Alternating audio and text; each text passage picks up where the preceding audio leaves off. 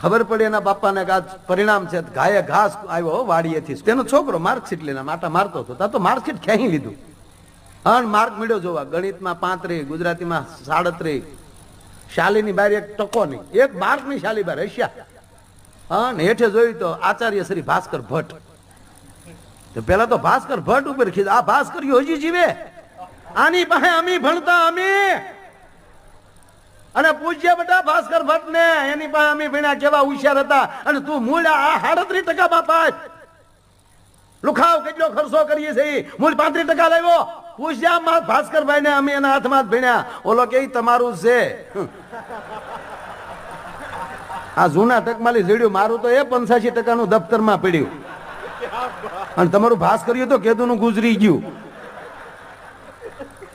તો ઢીલો પડી ગયો. ખોખો ખોળો નહીં કરવાનો, જે વસ્તુ ના પડી હોય ને પડી રહેવા દેવાની.